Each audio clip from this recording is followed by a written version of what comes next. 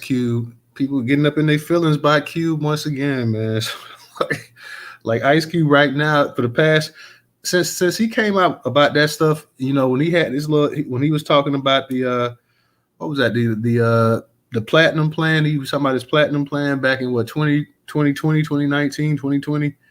It's been an issue ever since then. No matter what Cube says, he's been getting a lot of static and stuff, and he was talking about the gatekeepers and everything else. So it's been an issue here and there.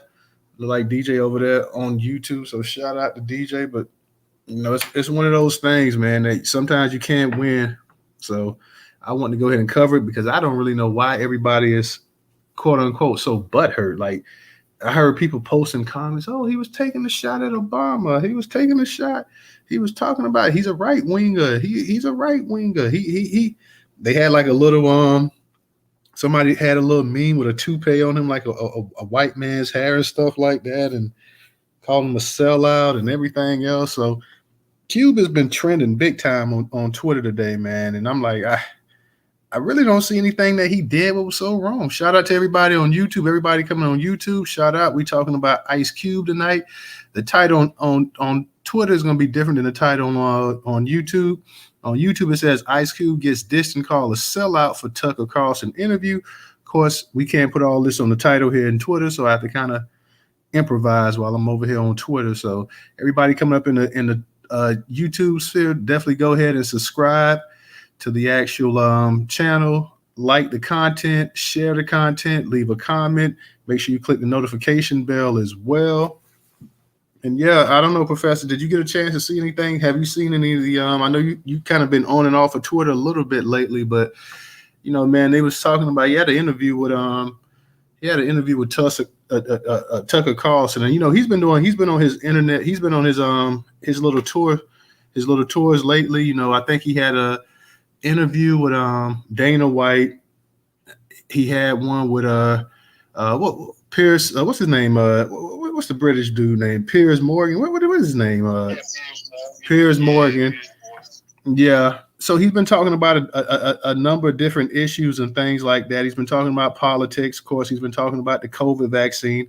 And he made mention that, he refused, and this is what we're talking about, the gatekeepers. He refused to actually take the COVID shot.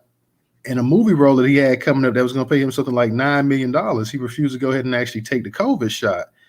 And since then, it's kind of been a blackball. And I guess he mentioned a couple of weeks ago, he must have said something about Jamie Foxx, having to actually take the COVID shot and this and that or whatever. People, when he said it, I guess they tied Jamie's health at the time to the actual COVID shot. So, that was a situation. That was a problem. So he was talking about a number of issues. He was just talking about, of course, they were in his old neighborhood of South Central. He was driving. Tucker Carlson, we know Tucker Carlson would be caught dead in South Central without actual Ice Cube as the actual chaperone and the guardian. But nonetheless, Tucker was up in the car with him, and he was driving around in the old neighborhood, showing him this and that or whatever. And he was just talking about they started having conversations, I guess you could say political, life type conversations, and somehow I guess Cube was saying that he doesn't really he was asking him about the politicians in LA, and he was saying, well, the people in LA, they don't do anything unless you give them money, quote unquote, pretty much, politicians in general. He was asking him, did he ever really have any hope for any politicians? And of course, he was saying, he mentioned Barack Obama. Now I see a lot of people saying that he was down in Obama, he was taking shots at Obama.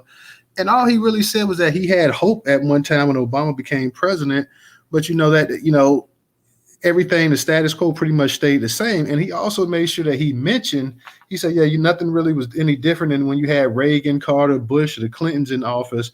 Then you have people on here talking about, well, you see how he is. He mentioned every president except Trump. I'm like, Jesus, what? He mentioned every president, damn. Okay, so he missed out on Trump. I didn't hear him give Trump any kind of glowing endorsement. Said, well, when Donald Trump was president, things sure was good for black folks in this country. So people were just looking for a reason to cry and whine and everything else. They were talking about mentioning the COVID shot. he was saying that he was saying, like, I guess Pierce was asking why he didn't take it, and he said, well, I felt that it was an experimental drug that they cooked up for 6 months. He asked Pierce, not Pierce, what Tucker Carlson. He asked Tucker Carlson. He said, did you take it? Tucker Carlson was like, well, no, I didn't take it either. So he's like, wait, yo, I felt that it was an experimental drug that they pretty much rushed 6 months in. He had asked Ice Cube if he knew anybody that fell ill to an Ice Cube. So yeah, he knew some people that actually, had came down and was actually ill from the actual shot as well too. So, you know, to me, he talked about a number of things. He talked about the Black Lives Matter, and they were saying that Black Lives Matter was supposed to, not Black Lives Matter, but the George Floyd incident was supposed to be like the second coming of the civil rights movement, with Black Lives Matter and everything else. And he just felt like Black Lives Matter really didn't do anything for Black people, which most people feel that way. Black Lives Matter got a ton of money.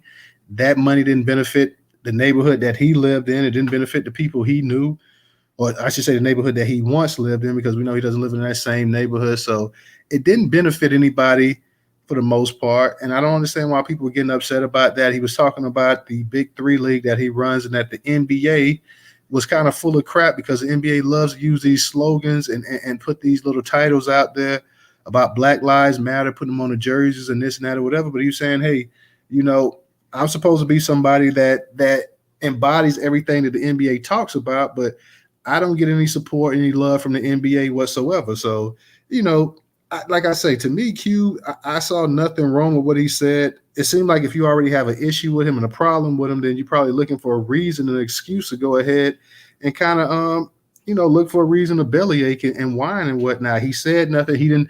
He wasn't nasty. He wasn't taking cheap shots at people. He didn't disrespect Barack Obama. He didn't really disrespect a whole lot of people. He just gave his honest opinion about things. And, people feel a certain way about certain things. So I didn't see any issue with it whatsoever, other than people already have an issue with him because they feel like, hey, why are you around Tucker Carlson? Why are you around Dana White? Why are you around Piers Morgan and some of these other people that we know are straight up conservatives and still on the side of, what it is. But I think he's just doing an actual a tour where he's going to platforms, black and white, and he kind of caught some flack for this one right here. I see my girl Trouble up in the space. Trouble, what's up? What's up? How you doing tonight? Hey, Newstoter, coming in right quick. While I get this work, but I hope you're doing well, brother, and everybody else in the space.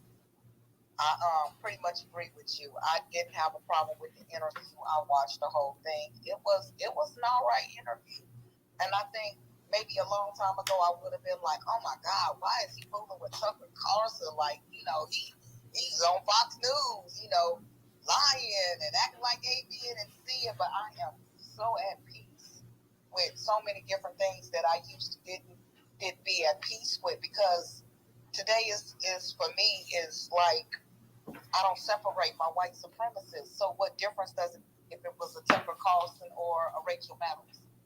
Because they all are part of the machine. They all are. And I used to love some Rachel Maddows too, but I caught her in some lies during the Trump campaign where I'd watched some videos of his rallies, and she got on and didn't tell the full truth. And that's when I started realizing that MSNBC was no different than Fox News. They just do it in a smarter way. They just hide the lies a lot better. So I don't separate my white supremacists that way. And so it was a nice interview. He didn't throw anybody under the bus.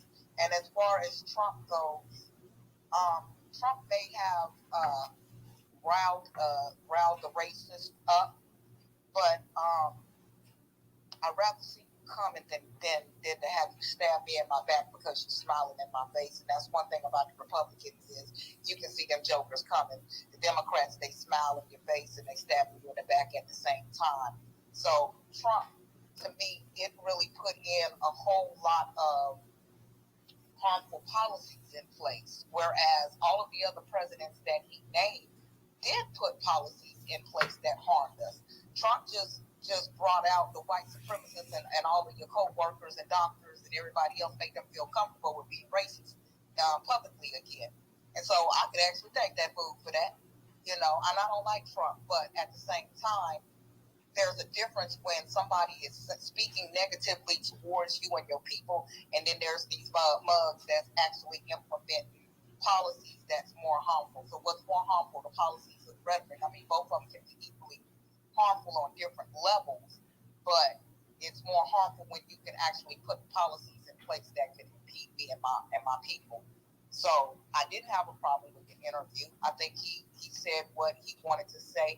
And at this point in time, we got to move away from feeling like we can only go to Democrat sources to put our name out or to speak on the issues. Just be prepared if you go to these right wing jokers that they're going to ask you some janky things. So you got to be smart in how you answer them and be willing to give them pushback when they hit you with stuff. But Tucker didn't come at it that way. Maybe he knew better. So it wasn't that bad of an interview, and people need to pretty much get some chill. I think a lot of people who's having negative things to say is just wanted to have something to say about you to begin with. Other people are just diehard Democrats, and they're going to always feel betrayed because, like white folks, they hold the same mentality of the fact that, well, we're black and we're supposed to be Democrats, and you can't be throwing our people under the bus. You need to get away from that mindset because Democrats are not our people. They are not here for our people. And so they just do they BS a little bit quieter than what the Republicans are doing. They hand in hand. I can't say it no more. But thanks for allowing me to speak right quick, Newstoter. No problem. And I'm in agreement with what you're saying. They just you just got a certain demographic of our people feel like, hey, if you don't come to the Democrats, then you basically selling out or whatever. And one thing about Cube I can remember from back in the early '90s, Cube used to always go on like these on these talk shows in terms of these news type related shows and stuff, and he used to always talk about social economic issues and stuff like that in the black community even back then. So he was never a stranger for one to actually go, whether it was a liberal or or a conservative. He have no issue going on these actual shows back in the day. So he was one of the few rappers that I could actually remember that went on shows not for entertainment value, but actually in terms of actually talking about, hey, this is what's going on, this is what's happening, or whatever. So for people just to get upset and get their panties in a bunch over nothing, they were actually looking for something to actually complain about. Because, like I say, unfortunately, a lot of black people also, we can talk about how Biden, pretty much just pushed him to the side when he was talking about doing something for black folks. But a lot of black people wanted him to shut up as well too. A lot of black people back in 2020 didn't want him talking loud about doing that specifically for black people, because black people that are diehard Democrats felt that, hey, they notice once you start talking about doing stuff for black people, that's going to piss a certain amount of people off that may vote Democrat as well too. So yeah, leave this stuff alone after the election, and then we can go ahead and talk. And of course, after the election, we saw what happened, which was nothing. Viral, what's going on? How you doing tonight? Go ahead and unmute your mic. What's going on, Newstoter? Thanks for letting me up to speak. Yeah, Trouble said it right. What a lot of it is mainstream media is very powerful. I think it was Malcolm X that said, he who controls the media controls the mind. And that's exactly what we've been seeing. Ice Cube, shout out to Cube. Always been a Cube fan, even back in the NWA days. He doing it right because mainstream media don't want to fool with him. So he hitting up all these little podcasts. I remember all the smoke they had with Q, and it was mostly these diehard Democrats when he met with Trump and his platinum campaign. If y'all remember, Q told him to get that language out of the minority and make it strictly for Black Americans. So Cube out here doing the work. And those folks over on the left, I they just brainwashed, bro. This media got them so brainwashed. They got all the smoke for Q, but the Black Caucus never met with the sitting president in the 4 years he was in office, Donald Trump. Nobody said nothing about that. Even back in the 60s, you had Martin Luther King and other black leaders meeting with LBJ. You got to work with whoever in office. people they listen to this news constantly, where they making Trump the villain. If y'all recall, when Trump was in office, every little thing that was going on, George Floyd, Ahmaud Arbery, all those stories, they would show them to you on a continuous loop. They find almost every story that was going on across the country. Since Joe Biden in office, they're not talking about those stories, especially on the MSNBCs and CNNs. They're not talking about these stories. The only reason we knowing about it because we out there connected on social media. But people, is I guess it's up to us to change that mindset of people because we got to change that mindset. The Democrats, I, people couldn't understand what I was saying about Joe Biden when that election was going on. They was looking at me like I was crazy. I'm telling them all the stuff he did, his crime deal, and how he was on that segregation, talking about if blacks in the white schools it'll be turned into a jungle, all kind of stuff like that. Joe Biden ain't never been for us. And look at the things he's doing. This Emmett Till monument after Carol Bryant died. Who believe that's a good thing? They protected this woman all these years. And I was one of the ones that didn't see a celebration in that because she died a peaceful death at 89 years old. We got to get off of this voting for nothing. I mean, I'm seeing it here. All the people that came out of that Ferguson movement, Corey Bush, Wesley Bell, nothing. Now we got them in there, and they turn around and doing the same stuff, just benign neglect all the way around. It's up to us to wake these people up. We gotta wake up our family first. Your brothers, your sisters, your nephews, your nieces. I say concentrate on the nieces and nephews first because the old ones are just stubborn. I mean, these conversations we was having before that last election, I think some of my people really didn't care for me after that. But it is what it is. I'm gonna keep saying the same thing. I'm gonna keep it true. Thanks for letting me speak. No, no problem.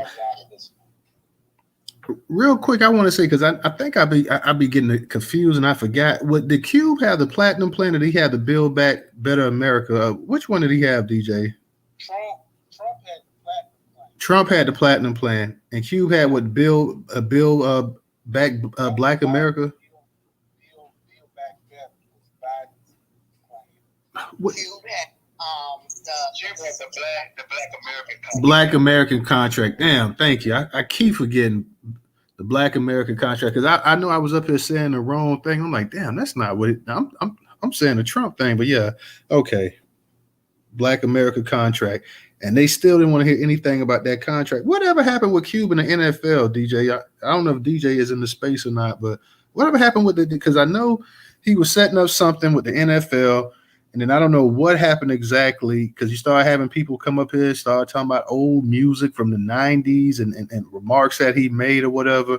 I don't know if the DJ's up in the space or not, but guys, what happened? What happened with because he was trying to set up something where the NFL would actually have like black vendors and stuff in some of these cities and deal with actual black businesses and stuff like that. But I didn't hear any more about that. Professor Trouble, Viral, anybody in the space knows what happened with that situation? he pretty much alluded to it in the video where he was saying that the NBA does a lot of good talking and putting money towards things like T-shirts so that it looks good. It looks like they're doing something, but when it actually comes to putting the money into the initiatives that they broadcast they're going to do, that's when they kind of fall back and it doesn't necessarily come through. So he didn't really speak on it, but he spoke on it. So they pretended in the media as if they were going to work with him and do A, B, and C, and then in the back end they didn't really do what they said that they were going to do. And that's just how they do it. That you never hear about anything again, So That's what I surmise from all of it. Okay, yeah, because I know that's the NBA, but he had actually had something with the NFL that he was actually with the NFL that they actually had. Because I know, of course, with the big three, he's trying to do his thing and work with the NBA. I think he's gonna have a hard time with the NBA because even though his players they're not in competition with the NBA for whatever reason, the NBA, and, I don't know if what kind of agreement they have with some of these coliseums and arenas and everything throughout the country in terms of renting them out and everything like that. But it seems like the NBA, I don't know if might be potentially blocking him from doing something like that as well too. I don't know if Cuba's actually even trying to have it because I know the NBA has these other leagues now. They have the G League and everything else. So I don't know if he's trying to use it as a way to have a farm system in basketball. But I know his players that's actually in the actual league. His players are actually older players who actually already play. So I don't know if he's trying to maybe one day. I think for the league to really take it to another level, he's gonna have to actually get some younger players up in there as well too. But then the rules are so much different as well too. So I guess, like I said, he's not in competition with him because you got three men out there, and I think it's half a court. So it's not like the actual five on five full court basketball or whatever. So he really doesn't pose a threat to the NBA. So I don't know why the NBA would be so hell bent against him or whatever. But it pretty much is what it is. Professor, do you remember? You remember this summer we was talking about we were talking about the actual NFL contract that he actually had. I know me, you, and DJ and Ray. I know we was in the space and we was talking about the NFL contract he had, setting up trying to get black vendors and everything else involved. But I don't know what exactly happened with that. And then, like I said, and I know you start having people talk about the old song "No Vaseline" or something when he made a reference to Jerry Hell up in there, whatever. People started trying to bring that up, and also I know when he was on the Piers Morgan, interview. I saw some of that. I think Kanye West actually used his name or whatever. When Kanye had the whole thing going on about the Jewish people, and he made some anti-Semitic remarks, and then he put Ice Cube's name up in it as well too. So I guess Cube had to kind of check West on that to a certain degree as well too, because Kanye kind of threw him out there like, oh well, Ice Cube said this or whatever. So I think they must have talked, behind the scenes, and they had to clear that up as well too, because I guess it was an issue about what Kanye said as well too. So he, like I said, he's been going, and I know, and one issue you had with some black people saying, well, he's just going to these right wing platforms. He's going to the Dana White, he's going to the Tucker Carlson, he's going to the Piers Morgan. But what about the black platforms and this and that as well? But I'm like, I believe he was also on some black platforms as well lately as well too. Has he been on the Breakfast Club lately or something like that? I think he's been on a couple other black, major black platforms as well too. I could be wrong, but I don't think. I think he's kind of bouncing around a little bit, and I don't think he's just particularly going to any white platforms. I think he's just trying to get his message out there as much as possible. Go ahead, Trouble. So I'm looking at an article from Forbes.com that's saying that there was a lot of black-owned businesses that said that when it came to the $100 million that the NFL was supposed to give towards black businesses, that it became a big hassle. And so one man was saying that he shouldn't have to do the wink, at the guy at the gate just to get an opportunity. So the NFL made it difficult, and now they're refusing to answer questions as far as where the money went.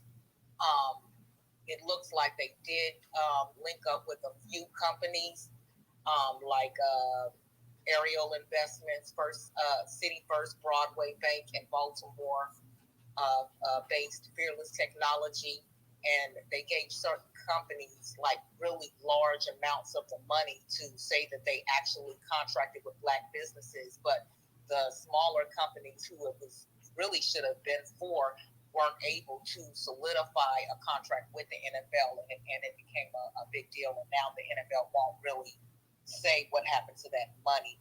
And if you're looking at these companies, one has to kind of wonder, are those fully black-owned companies, or, are they black-ish kind of companies that they invest in just to say that they did?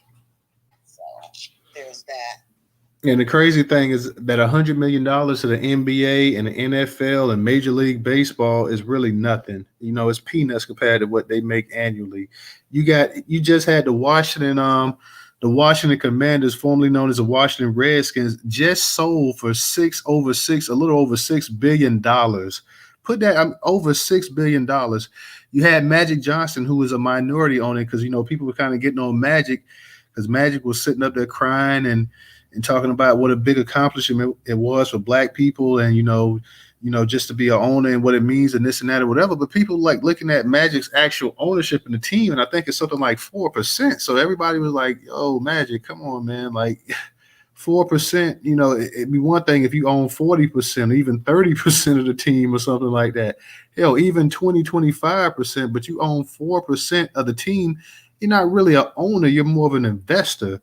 So everybody was like, "Yo," and you've been in Magic. It's not like Magic hasn't had his hands in other teams. And Magic had a tiny fraction of the Lakers.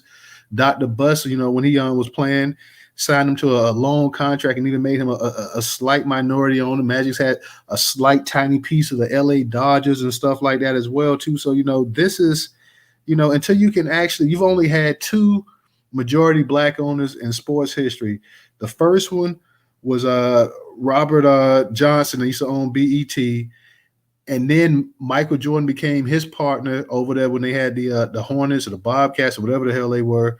And then he ended up selling his stake to Jordan. So you've only had two. You had Jordan and you had Robert Johnson. Those are the only two majority Black owners you've ever had in sports. Only time. Now you got other Black people in sports. You had the Williams sisters, and you got this person ushering them, and that person, they may own a percent or two of an actual franchise or something like that. But there are no majority Black owners in sports other than Michael Jordan right now, who's also, from what we heard, was trying to actually sell the actual team that he had as well or whatever. So all this stuff about Magic, and Magic might be my favorite player of all time in basketball because I was a huge Laker fan, but you sit up here, Magic, and sit up here crying with all the success you've had and stuff like that over having 4% of a team or whatever, where you have no say in whatsoever. Only thing you're there for is name recognition. Like, come on, Magic. I mean, let's not even go there. Professor, go ahead. You got it. You're right, Newstoter. That's exactly what it is. It's name recognition because the Magic Johnson name, it does go a long way in sports. So that's what it is. They put his name to it. Just like they did with Jay-Z and the Brooklyn. Oh, don't even get me started. Go ahead, because I want to touch up on that too. Because Jay-Z he definitely that was crazy. But go ahead, Professor. And see, we're talking about two Black American men that could actually own teams by themselves. They both of them are able to do so with the kind of capital that they have. But here's the kicker, everybody.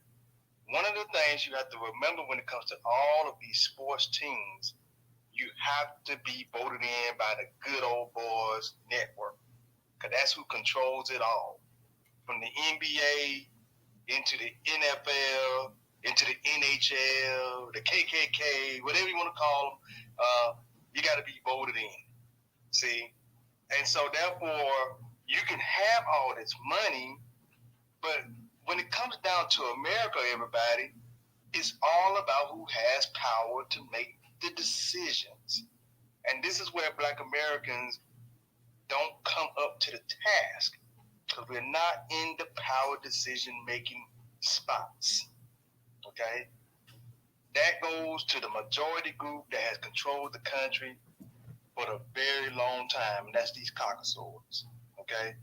So when people ask why Black Americans are not in certain positions, or they're not in certain areas, or they're not in certain places, you got to think about who controls all of it, okay?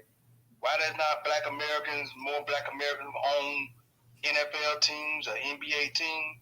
You got to think about who controls all of it. I just want y'all to think about that. And so I'm going to land right there. And but remember too, family, that when it comes down to Ice Cube owns the big three.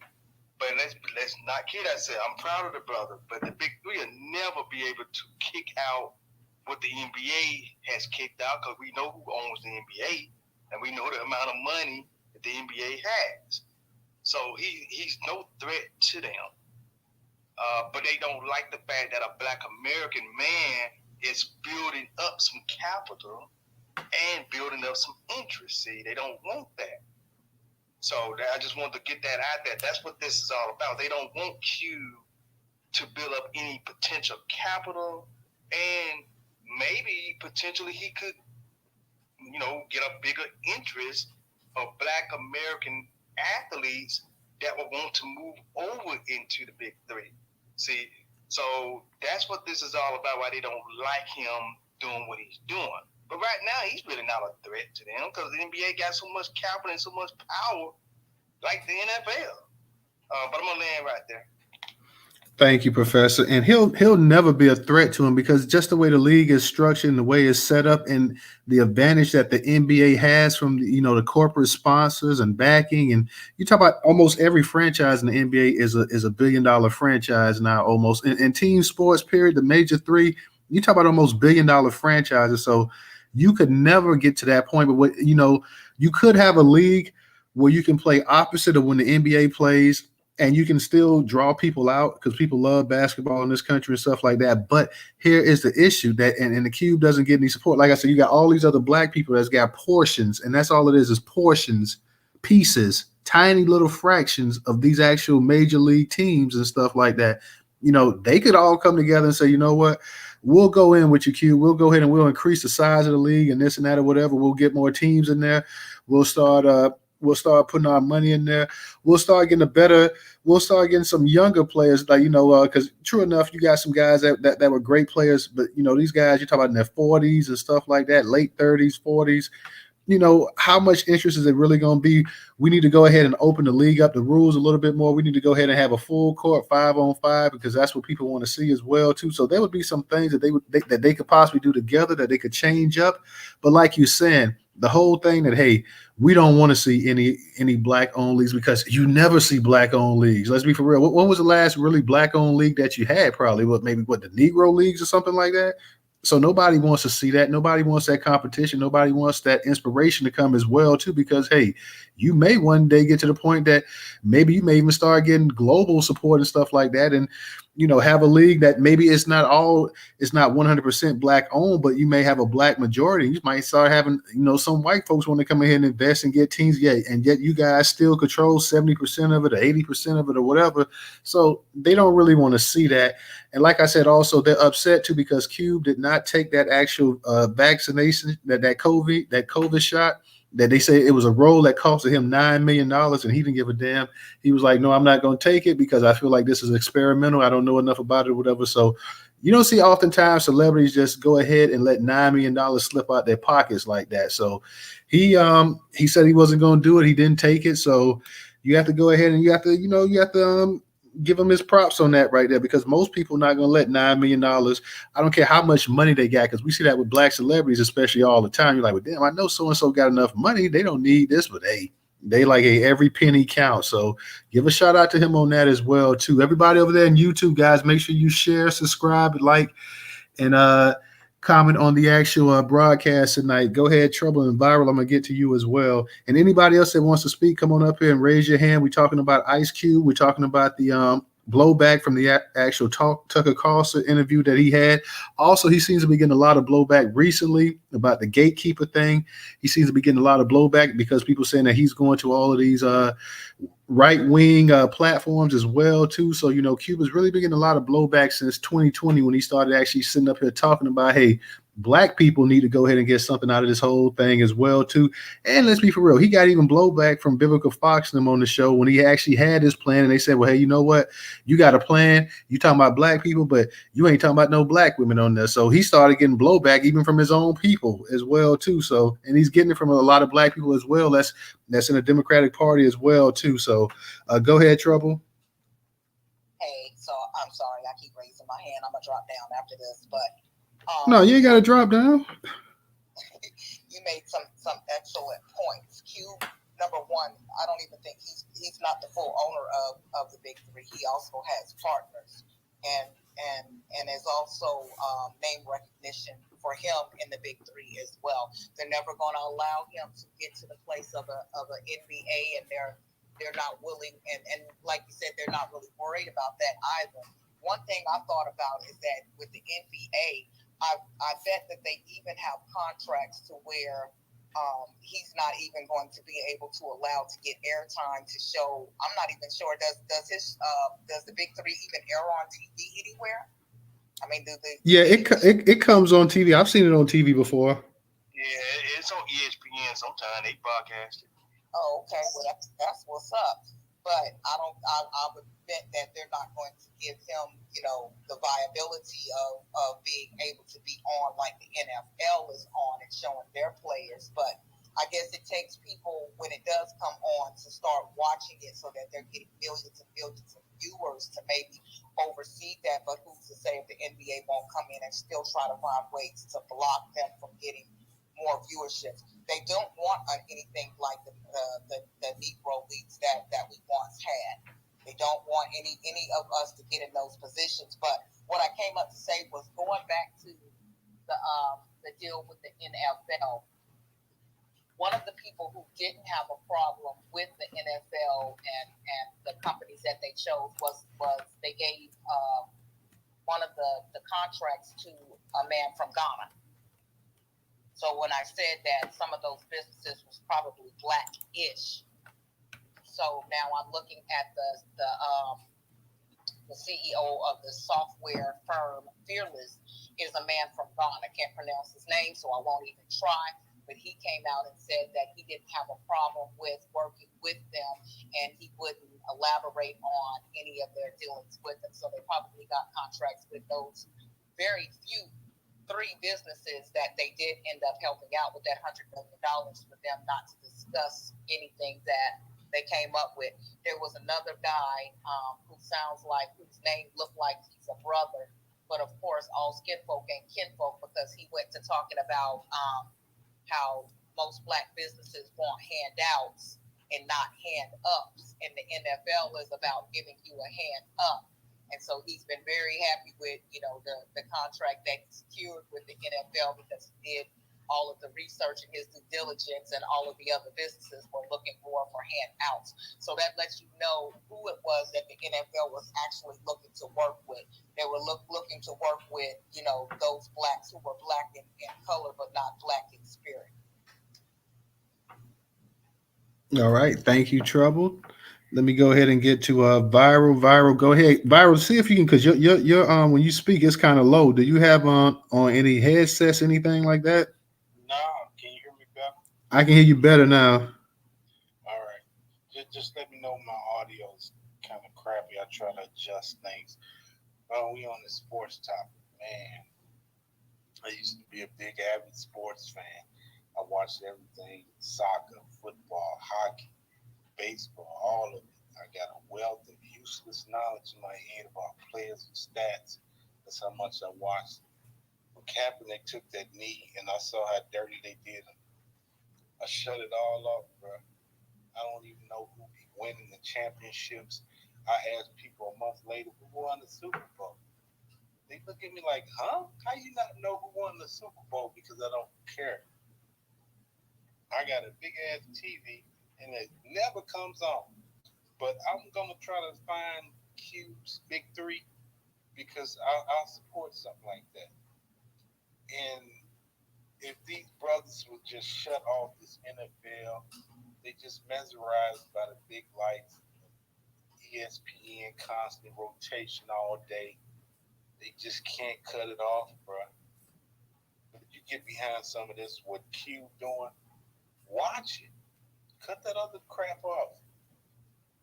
And with this Negro League, well, you know, they had a lot of people don't know that the Negro League, its All Star game, it was selling, making a better profit than the MLB All Star game.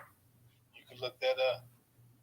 I mean, the Negro Leagues had the best players, and everybody wanted to see a good game. So they went to the Negro Leagues. People was watching that. But what did they do? You know, if you trying to get a big venue like a stadium or something, they just blacklist you. And that's probably what they're doing to Ice Cube, allowing him certain events, no, you can't play in here in this date and this date. And we can expect sabotage to happen, especially when you got a brother like Q, this speaking the way he's speaking. They don't want to have that. That's black empowerment. They don't want that. I want to speak on this NFL. Walter Payton, who's like one of my favorites, man. I idolize Walter Payton because he was like one of the most amazing players to watch. It's a shame that he's not around because we could use brothers like him. He was trying to get a team like in, I want to say, the early 90s here in St. Louis. He was the majority stockholder, but he had partners with him. And they denied him. And shortly after that, he passed. I read between the lines on shit. They don't want brothers like that having money and trying to control shit. Look what they did to Bill Cosby. Bill Cosby got all this paper. When he was trying to, I think it was acquire NBC, that's when he get all this other stuff coming behind him. They bring up this case where he already had beat that case, but they're going to retry him and change the rules and try him again on some testimony he gave. But Jay-Z, he got the mentality of these white people out here, but some of the things he do is just very off code. I don't know if any of y'all remember a few Super Bowls back, Jermaine Dupri, the NFL offered him a contract, and Jay-Z told him not to take it. Then Jay-Z turned around and took the contract.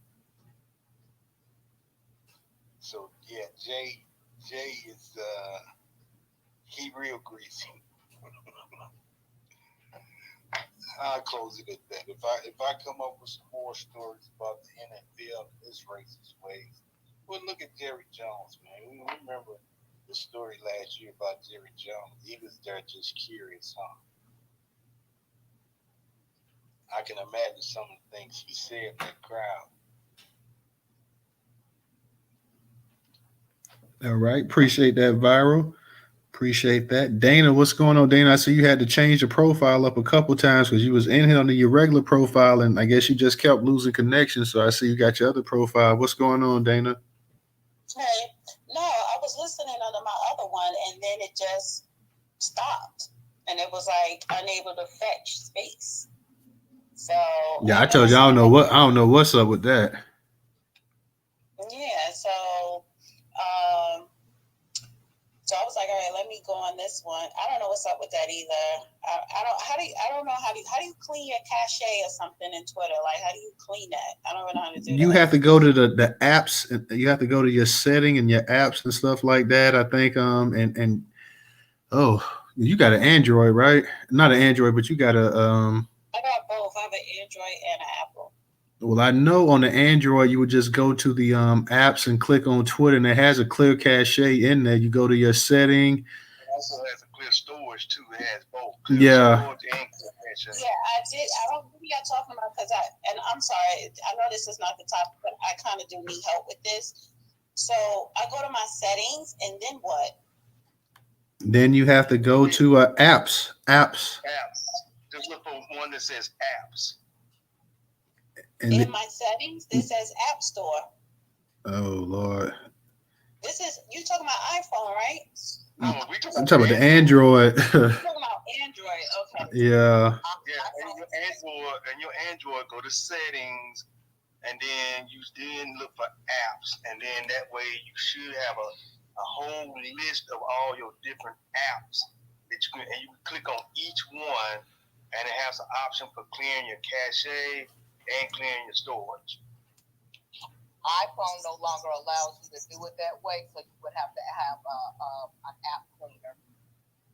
I have to download an app cleaner on my iPhone. Yeah, because I've been trying to clean mine too, and I was reading up on it. I was like, damn, you want me to download some extra stuff? I ain't felt like doing it, but yeah. All right, so I'm in it, and it just says mobile data, battery, storage, memory. This is your iPhone? This is the Android. Oh, this is the Android. Oh, okay. Like I say, the Android. Did you go to? Cache. Wait a minute. Oh, clear caching. Okay, I see it. And then it says clear data. Just so what happens if I clear data? It clears out all of the history of your passwords, anything that you save. It clears it all out. I should do that, right? If you do, you're gonna have to. If you do, it's gonna you're gonna have to, like you say, you're gonna have to go back and put your password in, and you're gonna have to. Yep. You have to put when you go to the actual spaces, you're gonna have to put a microphone and all that stuff and click it all again and all this other stuff. So you may just want to clear the cache for right now, I guess. Okay. So while you're in the space, Dana, just clear the cache, but later on, you might want to go ahead and clear all that other stuff because you don't want to just keep saving passwords and all that extra data information because it clogs up the memory. Right. And that's how stuff goes to add the bag. So for right now, since you are up in this space, just clear the cache. All right, I just did it. Thank you so much. And then when you finish, when I go out, I'll just do the whole thing. So anyway, going back to the topic. Thank you, guys. I know, right? We went up. We doing like a little We doing. Yeah, I'm not techie like that. Yeah. So why are people objecting or upset that he went on Tucker Carlson? Because people got to understand a lot of these white media outlets, they are owned by white people. They're owned by white liberals. So and then people saying why he's not going on black people places there, he's not getting invited. You know, you talking about the same people that own MSNBC or CNN. A lot of you talk about, they have like the grill, Essence, all that. So they tell them, don't invite him. You can't have him on there. So he's going to go where he's invited. And I don't think people, we need to remind ourselves, this is media. This administration and these oligarchs, 3 or 4 people that control all of the media companies in this nation and probably in the world, but particularly in this nation, they try to censor us. So he's going to go to push the big 3 because it's mid-season. In a couple of weeks, they're going to have the playoffs. They're going to have the championship in London. And what is this, his second or third year doing it? Oh, I think it's about his 3rd or 4th, isn't it, Professor? So this is brand new. This is brand new. Yeah, it's about his 3rd or 4th. Yeah. Right. He created something never heard of. This is something he created. He didn't duplicate it. He created something, and it gives a lot of people. He's employing people. He's employing players, coaches, and the coaches were ex-NBA players. And then it's affordable for people to bring your kids, make it a family day. So, and then you have this black face. He is the CEO, and you have to have partners in any business. You have to use other people's money. That's just how it is. And it's nothing wrong if your partner is of another color. But the fact is that he is being shunned, which is why he said what he said, because he's dealing with things that we don't see and that we don't know. And when you're in business and you're trying to do business with other people, you get to see, how people really, what they think about you. And 50 Cent said this, the corporate office, boardrooms, and the streets are the same. It's just that instead of on the streets, they rob you with a gun. But when you're sitting in a boardroom at a table, they rob you with a piece of paper. And that is true. So, you have to take any type of media invite to get your product out there. And also what is happening, when he was in Memphis, a couple of days before the game started on that Saturday in Memphis, Tennessee, it was a lot of seats. The day of, Ticketmaster said sold out. And then he went to Twitter and was like, Ticketmaster is full of shit. They're liars. Saying that it was sold out, and it wasn't. It was a lot of seats. So they are trying to fuck with him and his sales. So it's very important for us to support and push whatever he's doing and people like him. And and then you have to look at the people who are criticizing them, and you look at their resume and the type of people that they are. So yeah, I don't understand what was the big theme or the big problem. Him being interviewed by Tucker Carlson going through the hood, like that's nothing new. I think that's a plus. I didn't see any issue with it at all, Dana, because I didn't see anything that he said that was offensive. I didn't see anything that he said that was hurtful to people, anything like that, whatever. I mean, I thought he was being pretty honest. He wasn't insulting people. He wasn't trashing people. So I didn't really understand the whole issue either. So let me throw this out here as well. Um, is a lot of the pushback coming from Black women, and I hate to put it out there.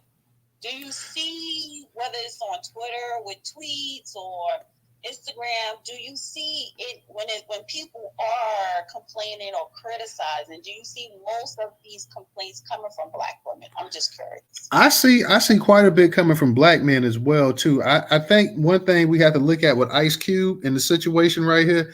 Ice Cube has pissed a lot of people off, and I'm gonna name the people. He's pissed off the Democratic Party. He's pissed off mainly Black people in the Democratic Party. That's men and women because both of them wanted him to shut up in 2020. He's pissing off the NBA. He's pissing off the NFL. He's pissing off Hollywood as well too, because he's starting to say all this stuff about the gatekeepers and this and that. He's starting to say, you know what, people wanted me to take a COVID a vaccine. I wouldn't take the COVID vaccine. And somehow, some way, somebody in the media went ahead and leaked this information about me not wanting to take the COVID vaccine as well too, because I didn't say anything about it. So he's pissing people off, I think, from all fronts. And I think, yeah, you have some Black women that's pissed off. I think you got some Black men that's pissed off, but I think you got a whole lot of white folks that's pissed off as well, too, because they see him as one that's kind of, rocking the boat a little bit too hard at this point in time.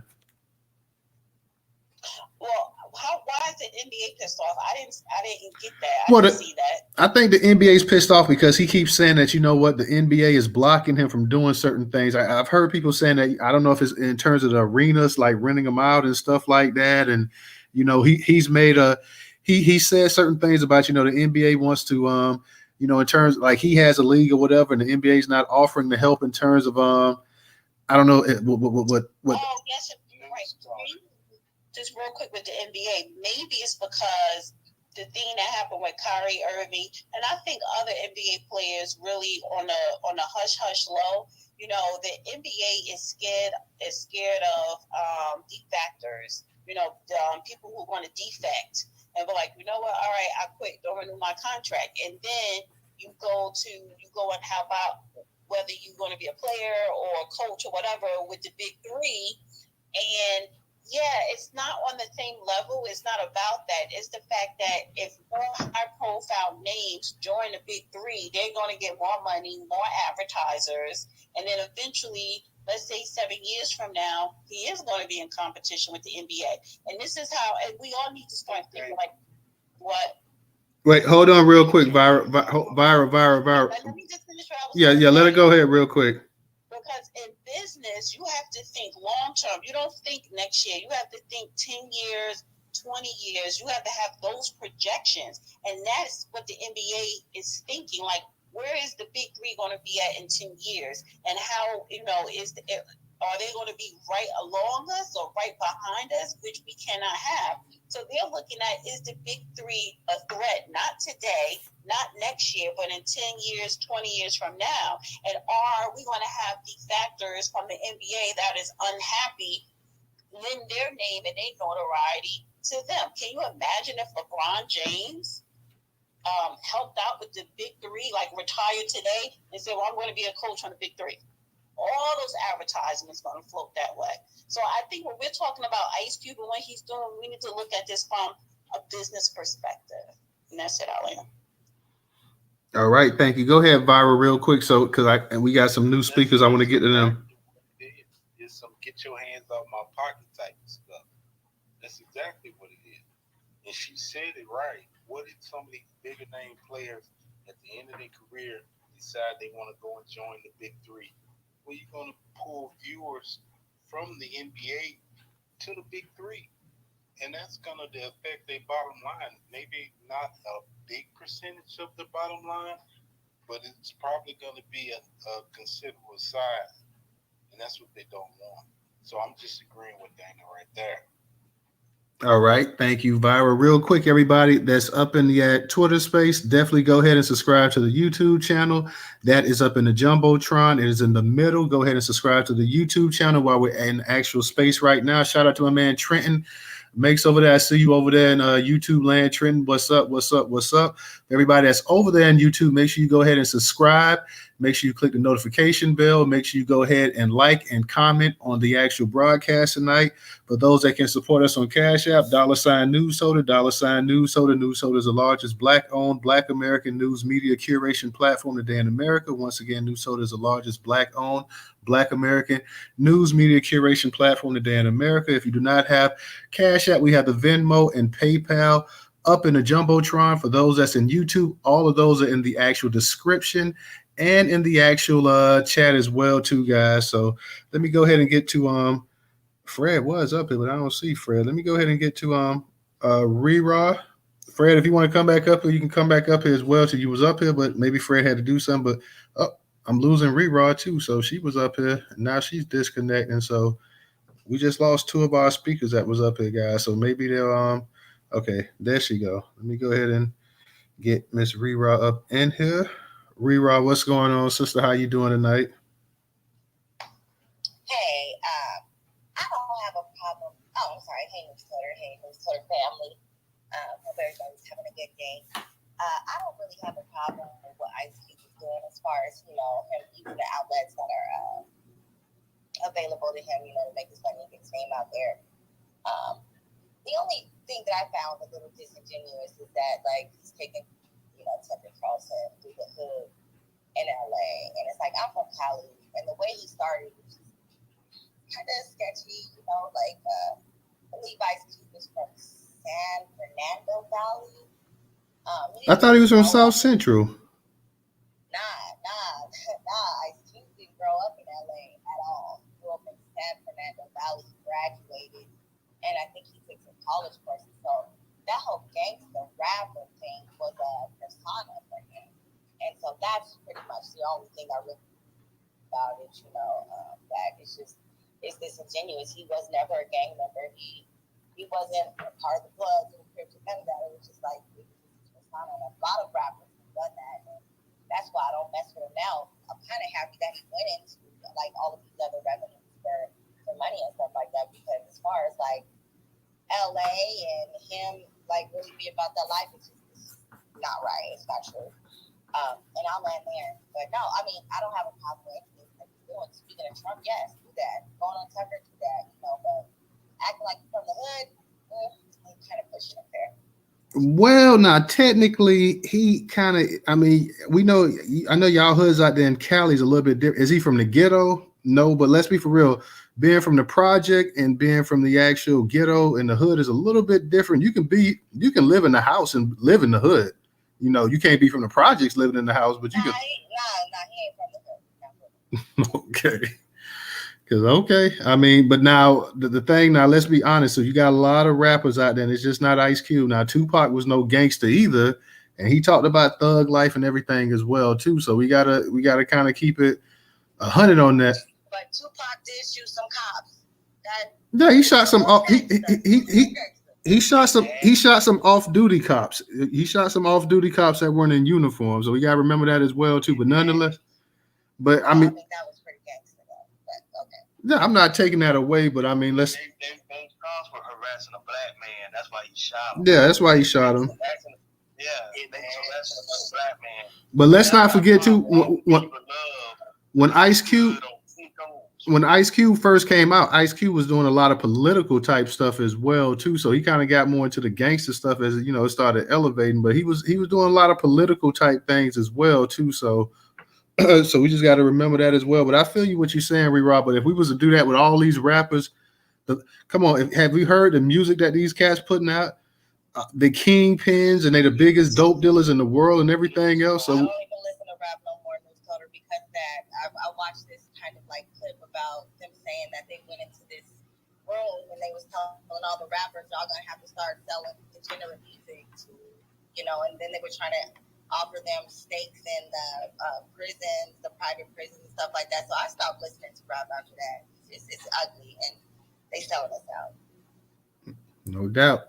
DJ, go ahead. I see you got your hand up as well. Let me give a shout out to my man Trenton as well too. Trenton makes, thank you for your contribution on Cash App. Go ahead, DJ. Yeah, what's going on, Newstoter family? What's up, everybody? So, NWA always said that we are speaking and rapping about things that are going on in the neighborhood, in the ghettos.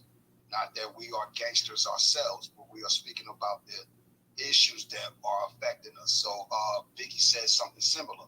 Hey, I can't rap about being broke no more. I just sold 2 million records, and then bang, that Ready to Die. So you see the difference of elevation between Ready to Die and Life After Death. It's two totally different things. And then, to repeat what Newstoter said about Ice Cube being political. Yeah, Ice Cube always been political. This ain't like nothing new because you see, doing political things. Go listen to his old music. You know what I'm saying? Especially when he had the beef, the inner beef with NWA. And then Ice Cube came over here to New York and got with the Nation of Islam and Public Enemy and, Professor Griffin and all them exclaimed. And that's when this shit turned up for real. So, again, a lot of the so-called entertainers, they only talking about things that go on in the neighborhood, not that they are that themselves. And, Tupac, we already know, like Tyler said, him shooting a cop don't mean he gangster either. You know what I mean? That it's different levels of gangsterism, I guess. You know what I mean? But that don't make you a gangster. You know what I'm saying? Because you bucked at the overseer. That I think that just makes you a fucking revolutionary, if anything. You know what I mean? But go ahead, though. I see Viral has his hand up. Viral, did you have your hand up? I'm just remembering that song Q had out. I never had dinner with the president. I hope he didn't have dinner with that motherfucker. Pardon my friend. I hope he didn't have dinner with Trump. But hey, man, if you got to chop it up about something that's going to benefit people, go for Q and Tucker in the hood. That don't bother me so much. It really don't.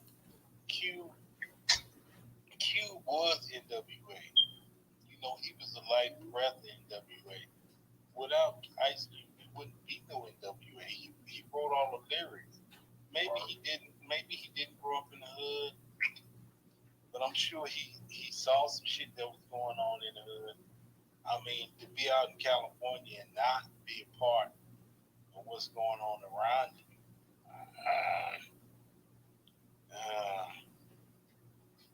But that's not knocking what the sister said. That's what she believed. But Cube is out here doing some righteous stuff. How many of these artists and entertainers we got out there cooning and just doing some off-code stuff? I mean, he ain't really got to even go hard and rap for us like that. So I salute him for that. He got his paper. He good. He got all these movies he been in, records he been in. I guess for some people, they're going to love him or hate him. But, man, I love it, brother. And just to piggyback off what you said about, he got this, he got that, and the third. Remember, Ice Cube also put out that he don't even own the franchise to Friday. Nah, he don't. He don't. Like, maybe his money ain't as big as some people think it is. You know what I'm saying? And keep in mind that these corporate entities, WPIs, and white public institutions, they're still making money off of Friday to this day. You know what I'm saying? Go ahead, Black Majority. Let's go, brother. Hey, peace to space, Newstoter, DJ, everybody in space. So I watched a little Tucker Carlson interview in which they were in, I want to say South Central. Back in the day, Cube never really said he was from Compton. I think he said he was from Inglewood or something like that. But at any rate, they say in that interview, he says his father still lives in the neighborhood. You know what I mean? Can you hear me? Yeah, I can hear you. Go ahead. Okay. So they ride past the house. I think that 12-minute thing is just a short clip of what the whole long-form interview will be. But he he's saying his father still lives in the neighborhood, which even I was shocked. It looked like Tucker Carlson was shocked. But let me say this. Just like Kanye, who grew up in Chicago and was tested by the gangsters, was likely had extortion attempt after extortion attempt upon his life. If Ice Cube wasn't certified in the streets of California, there is no way that he would have lived and had this long arc of a career. In that video, he says that Sir Jinx, who is Dr. Dre's cousin, was his next door neighbor. They went to high school together, him and DJ Clue. So really, it was just this beautiful collection of talent that was connected through either bloodlines or associations through high school, whatever the case may be. And nobody, and this is quite literally, in the streets would allow someone to pretend to cosplay them and not either make them pay the dues in order to do that, and or cause bodily harm and or permanent harm. So I'm going to say, just from what I understand about that culture, is that he is certified, and whether or not he lived the lifestyle or not is kind of irrelevant, because he was a teenager when NWA first kicked off. And then, like everybody said, he kind of quickly moved into this political realm, and then just kept building on top of his skill set. So, but I love and support Ice Cube. The thing that really kicked this off this time is not all these podcasts, not the NBA, at least from the Democrat Party. It's because he just recently took a picture with Robert Kennedy Jr. Robert Kennedy Jr. came to a big pregame, and it's a picture of the three of them, like sort of hugging each other or whatever. And that's where the Democrat Party ran the bear machine, because they know Robert Kennedy is a well-popular name, and it could really siphon off votes from Biden if he runs as a Democrat. Absolutely. Thank you, Black Majority State. Thank you, Professor. Okay, I see you got back up here. You was having some connection issues. Go ahead, Rera. So I'm not saying that I don't support Ice Cube and what he's doing. I'm not saying that I don't like Ice Cube, but I'm not an Ice Cube fan. I'm saying that it's kind of weird. And his dad did stay. I think his dad might have stayed in LA. His mother is who he stayed with. Kind of like back and forth or whatever. And I'm not even saying that you don't have clout. Listen, Cali, I'm from Cali. Just being from Cali in California, people can check in with me. Shit, that's how dumb it is. But I absolutely believe that he has clout in the streets. You know what I'm saying? All that. I mean, there was kind of faulty stuff that kind of happened with him Easy. You know what I'm saying? I mean, we kind of got a beat from there to kind of get it all, grasp it all, but there was a little stuff going on, what I'm saying, with him and Easy, and he kind of got ran out, and I absolutely believe that he was political. Fuck the police, that was probably the most political songs ever written. So I think that he was political. I think that absolutely being an outsider looking in, you still have, things that you want to do and things that you want to see happen to the community, regardless of being inside or out of it. And yeah, I'll just land there. Yeah, the situation with Eazy-E at the time, Eazy-E was actual owner. Him and Jerry Heller, whatever his name, was actual owner of Ruthless Records, and they weren't paying the group what they were supposed to be paying them. So Ice Cube, he took issue with that, and he ended up leaving because hey, basically you weren't getting your money, and not only that, Dre was doing the producing and he was doing the writing, so those two definitely should have been compensated, but they weren't getting the money that they should have been getting. So he went ahead and he left, and and Ice Cube he left, and he left it on his own. It was actually NWA that started doing the dissing and stuff like that, talking about I seen your girl O'Shea and all kind of stuff like that. Which, let me be honest with you, just in terms of not to go off topic here, but we talk about a lyrical battle, we talk about a rap battle, then you don't bite the hand that feeds you. You damn sure don't bite the one that's actually putting the rhymes out there and writing it or whatever. So they made a monumental mistake on that part right there. They could have just went ahead, let this man go solo, let him do his thing. You're not paying him, you're not doing this or whatever. Yet you guys are taking. I think they took a couple disses, if I'm not mistaken. They did a couple of songs. What was it? how many miles and running. I forgot what it was. DJ 100 miles and running and yeah. But I'm saying they came out with 100 miles and running, and then and then I think they did another little song, and then his boy was like, okay, well the gloves are finna come off now, and they got dealt with. But I think he had genuine love for all of them and stuff. But it was on a rap thing, and they came out swinging for no reason. If somebody wants to lead a group, go ahead and let them lead a group or whatever. But back in that day, Cube was hell, and they felt the wrath of it, and rightfully so. Them brothers reconnected though. They reconnected. They was bad in that song. What was that song they did for Friday track? Ring, or something like that. Oh yeah. Ring in my head or something like that. Oh yeah. But I think they all had love for each other. And at the end, how Easy died, that did something to him as well too, because that was still like their brother or whatever. So I'm glad to see that they were able to go ahead and put that stuff behind them. And they had tremendous careers. When you look at Dre's career, you look at Ice Cube career, Easy's career would have been up there as well too, had it not been cut short because of the AIDS situation, which nobody at that time, one day this dude's walking around, the next thing we know, they talk about he's got full blown AIDS and he's dying or whatever, he's dead. Like everybody's like, how in the hell did this happen? But that's a whole nother conversation for a whole nother time, because nobody whatsoever expected that to happen. But nonetheless, one day you up here, you're walking around, you're breathing, you're cool and this and that. Next thing you know, I hear that Eazy-E is up in the hospital and he's died of AIDS. And I'm like, what? Like, I just saw him on a video with Bone Thugs and Harmony. Like, for the love of money. Like, what? But nonetheless. But go ahead, DJ. I know you was going to say something. What you call it? Well, we all saying the same thing or whatever. What I was going to say about Ice Cube. Oh, yeah. So, shout out to Ice Cube. Hopefully, y'all can hear these damn things acting up or whatever. Back over here. Okay. So, getting the Jumbotron right there, top left-hand side. Shout out to Ice Cube. But what's for him, AB 3121 wouldn't be in existence. So, definitely got to give our brother a pass or whatever it is he's attempting to do, I guess. You know what I mean?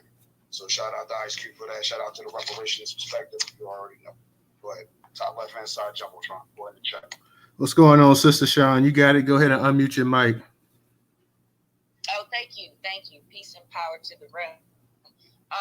I'm not sure. I didn't see what was going on with Tucker Carlson, but let me just tell you this about Ice Cube.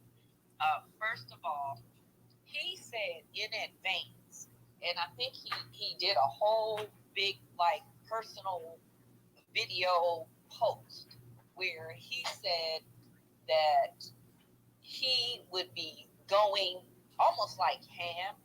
He will be going to multiple platforms, multiple podcasts, to anyone that listens about him trying to execute this Big Five. I think it's called the Big Five. I think it's a basketball thing. I'm not going to. But he told you what he was going to do in advance, y'all. And he said, there's some backdoor stuff going on. And he says he's not asking anybody. If I remember what he said, he says, I'm not asking you for any kind of handout. I'm just asking you to get out of my way. That's what the man says. And he said because of all of the nefariousness and the shenanigans, he didn't name names, but we were able to read between the lines. He says he's going on a full circuit to anybody that will listen. And basically that messaging, that virtual signaling to me was that we got a whole bunch of people behind these scenes putting handcuffs on me. So I'm coming out to mainstream everybody and anybody listening. And I think it was very clear. We're going to put this out because he was being stifled in some kind of way with doing that deal. So anything that he's doing now, I'm not going to give him any smoke because he literally just told us last month that's what he was going to do. He told you what he was going to do. So I don't have no smoke for him on this. And then I'm also looking back. I'm doing a look back. I'm looking back to what he negotiated with Donald Trump but everybody called him a fool. So, but not everybody, not us, people who were on coke. I mean, they took him to the woodshed. If Trump was promising him a platinum plan, and remember what the platinum plan said, people? Trump promised us $500 billion. It was not reparations, but it was a business plan for Black Americans, specifically for us. That's what Ice Cube gave us. Don Lemonade, Roly Poly, all of the mainstream, MSNBC, everybody, all the main Democrats slandered this guy. Said that he was unqualified and who is he to do this, and he's not significant. He reached out to Biden and Kamala. They said, oh, we'll get with you after the election. He's already come forward in modern day today, said they never got back with him. So don't forget, let's not get amnesia. So whether or not Trump would have did it or not, I think it's still out there. He had a whole entire plan for us. Biden got in office and gave everything to the immigrants. Anti-Semitism bill, anti-Asian bill. He gave us hip-hop holiday. We got what? Juneteenth. What else we got? We got the crack pipes in needle bags. Remember that, y'all? What else we got? We got the Crown Act, something for our hair.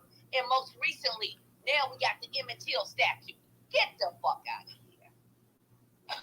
When Ice Cube secured $500 billion for businesses, for people who are serious, and for people who are not into symbolism, who people want to put into work to uplift our community.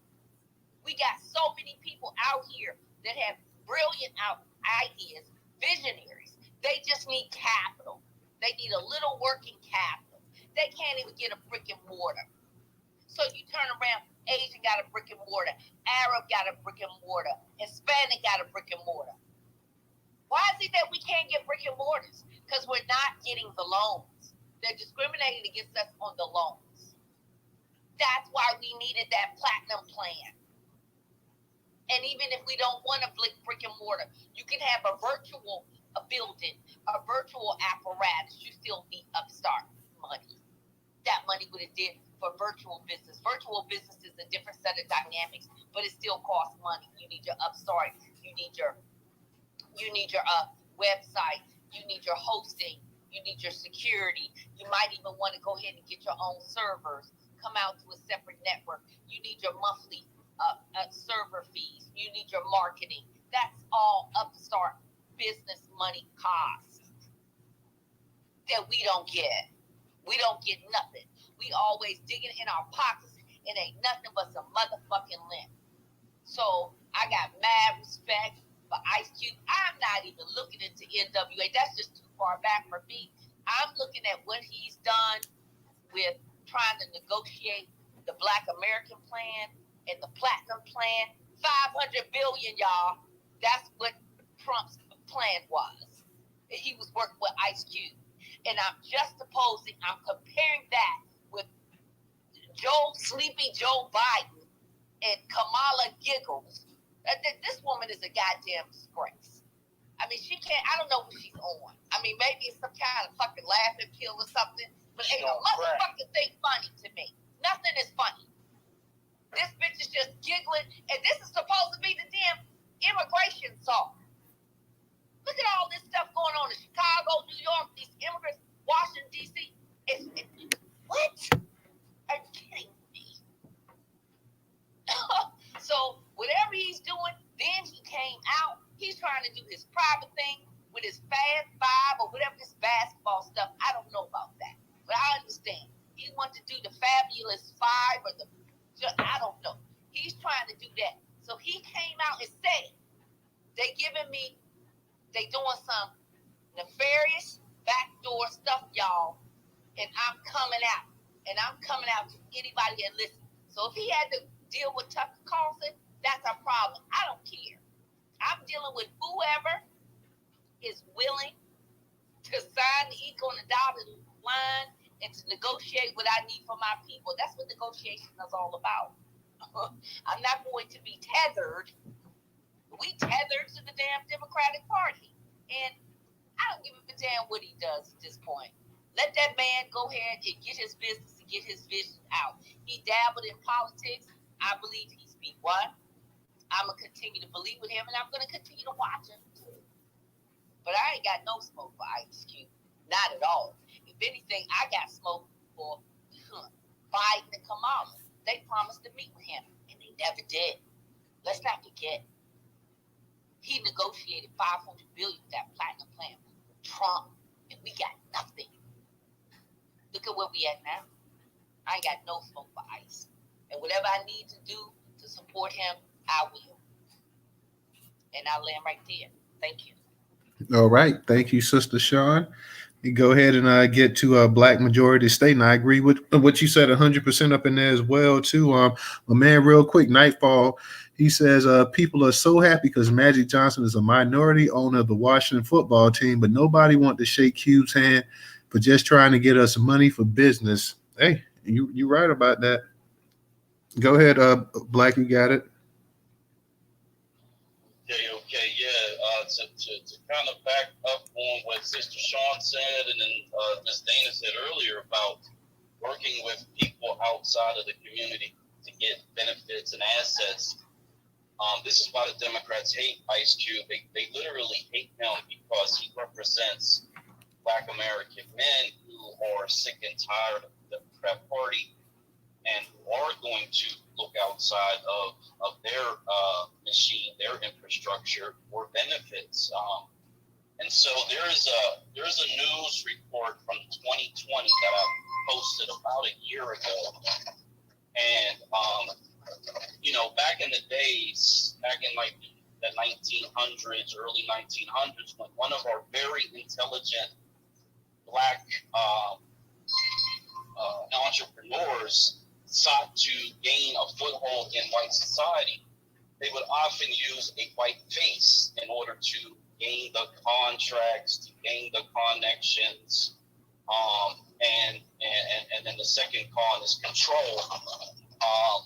And then the movie The Banker was the guy who really used that expertly. But in this particular news story, it is the Zionist of America, the president, him and his wife. There's pictures with Ice Cube. These were taken in D.C. And it has his manager / partner in the Big Three, who also is a Jewish Zionist in this series of photographs. And, you can look at it from two different ways. One way is, in order to get the connections, in order to get the contracts that you need, you have to work within this system. And I believe that Ice Cube is intelligent enough and forthright enough that his goal is to use these people to bring benefits to himself, his family, and the community as well. And so I think that he's so comfortable in that lane that whatever comes from the Democrat Party doesn't really upset his vision. In that Tucker Carlson video, he talks about always not wanting to allow other people to tell him what he can or cannot do. Always wanting to go against the grain in a sense. So, it's the system that we're under, and you're going to play the game if you want to get to these levels. Dr. Dre has a small hat next to him. Kanye obviously has small hats next to him. Jay-Z, small hats next to him. If you look at any successful Black American in this society,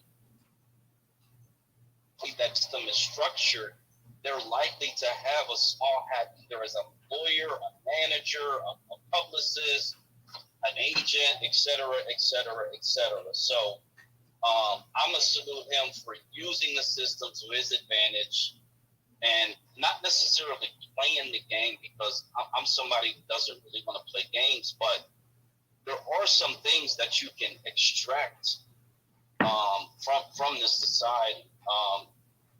And so if he's figured out a way to do it, I just say more of us need to learn and figure out ways to extract resources from the society.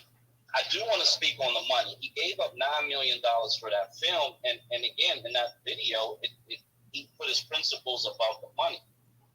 I don't think he's hurting for money at all. I mean, he's got a 30-plus year career of making money and being in ownership position. So, I mean, he's on tour at the same time that the Big 3 League is kicking off, and he's already got another movie that's in production right now. So it may have cost him $9 million or whatever came out of that, but these deals are always on the table. And then the last thing I want to say is that in every faction, even though they play both sides, there are competing factions in every ideology. And so it's very likely, and this is just me speculating, that the person that he's partnered with may have, conflict with other people within that collective. And that's a whole nother level where when I'm gonna go into the black state majority. When you are operating from a government position and you start to understand that there are factions within factions that are disagreeable to each other, then you can start to manipulate those relationships. I think Kanye really, man, he kind of fumbled it. I mean, he went very revolutionary, very, very hard, but I think he would have been better served to try to divide and conquer as much as he was able to. And I think that's something that we can do too. So I'll end on that. All right. Thank you, Black.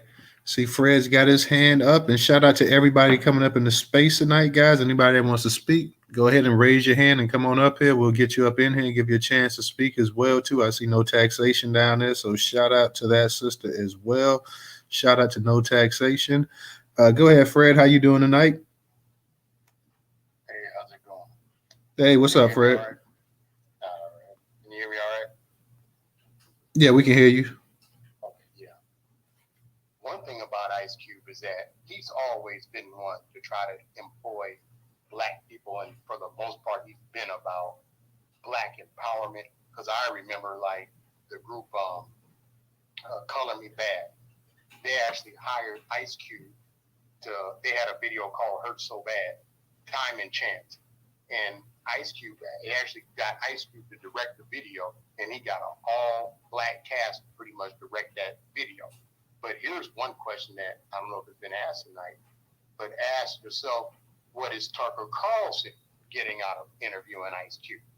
See, one thing about a lot of these, when you get one of the preeminent white supremacists of our time, and he's selecting to go off and interview somebody like Ice Cube, what I'm seeing is that Tucker Carlson, like, whites really don't have a legitimate grievance.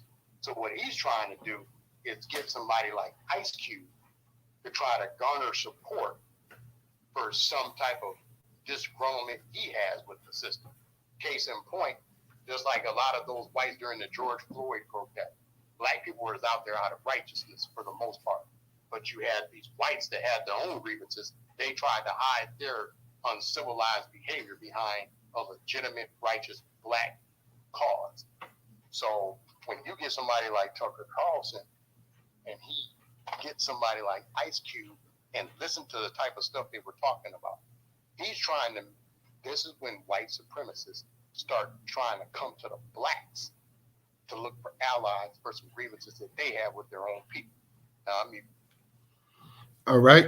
Thank you, Fred. And I get what you're saying about Tucker coming up. Let me give a shout out to my girl, Rerod. Thank you, Rerod, for your contribution, too, on Cash App. But when you have somebody like Tucker coming across, he's coming. First, he wants the ratings. He feels that Ice Cube is going to bring a certain level of shock value to his actual viewers as well, too. So, I mean, because I saw some of the comments and people, it's great that on Twitter, it's great that they can actually come together and agree on something and this and that or whatever. So, he's trying to go ahead and drum up support, like you said, as well, to it. It's going to bring in more eyeballs on this content. It's going to bring in a more diverse set of viewers as well, too. But give Ice Cube credit enough, too. Because Ice Cube, and I know what Black was saying, like he doesn't like to play the game, but I think Ice Cube has been in it so long, he knows how to play the game, he knows how to word things, and he was able to match wits with Tucker for the most part on there. there'll be no give or take as long as if he's not getting something in return himself as well too. So he's not going to allow himself to be used by Tucker Carlson. He's not going to allow Tucker Carlson to come in here and use black folks as well either for his own benefit because vast majority of black folks can't stand Tucker Carlson anyways, the ones that know him. So I don't think that'll be anything we need to worry about on that part right there. But I feel what you're saying. Let me give a shout out to DJ. DJ, thank you for your contribution on Cash App. Let me go ahead and get to no taxation, and I'll get back to you too, Viral. All right, News and DJ, a long time no hear. Yeah, it's been a little minute. What's up? What's up? Summertime, you know what it is. Get the trap. Yeah, I'm trying to be out here in the summertime. I don't know why people have a problem with anybody that's trying to move black folks forward. That's just my opinion. I think it's nearsightedness. I think people that can't see the forest for the trees will always see a tree and never the forest. So that's one thing about it. The other thing about it is, yeah, it's a feather in Tucker Carlson's cap, but we have to remember who is Tucker Carlson. Tucker Carlson was money before he got to Fox. He's from the Swanson family. They made the TV dinners back in, they like, so, he even had money all his life. So he ain't looking for any money, not for real. He likes the limelight, and he knew it would get the limelight. So if you think about it, he upheld white supremacy by doing what he was told to do on Fox News and saying what he was told to say on Fox News. But then it came out after they let him go that he didn't believe anything he was saying himself. So was he upholding white supremacy? He was. Was he believing in that? He was not, because he was totally against what he was saying on Fox News. And that came out in his own words on tape and all that kind of stuff, because I listened to the fallout behind that. I was interested in that. But that's not to say that he is not in the system of white supremacy. That he will always be that, because his money is from the Swansons. He's a Swanson, for real. So there's that part of it. So that's one thing. The other thing is he's trying to circumvent the system and ride on this on what Musk is doing and counting on it. I don't know that he's a musketeer because he hasn't said that, but he is trying to ride this wave that Musk has got going on for what is now called X. And he might be able to, get back to where he was. He can't do a Rush Limbaugh. And so what's the next best thing? He's younger. He knows a little bit more than he did going into Fox about politics. And so that's a good wave for him. And, if you think about business, that's a good wave for him, what he's doing. So did he get a feather in his cap with Ice Cube? Yes. Anytime you talk about black people in this country, it's just like I told that other boy that wanted to talk about what we need to do for reparations. There are two groups of people that you can't talk about in this country without their permission. And you can't tell them what to do. One is the Jews. The other one is the blacks. That's us. And so we have come a long way in this country. So yes, it's a feather in his cap. And yes, he's going to get some shine off of interviewing Ice Cube. But who else was there to interview? There was nobody else that was going to talk about the plight of the people. And Ice Cube did the right thing. Put him in the car, ride him around the hood. I noticed one thing when I watched it. They said, well, do you want to pull over and let him out so he can see it? He said, no, don't, don't let this man, don't let Tucker Carlson out the car. And that was the absolute right thing. And you could look at Tucker, you go back and look at Tucker Carlson's face and look at the sense of wonderment in his eyes. Tucker Carlson ain't never seen that side of life before.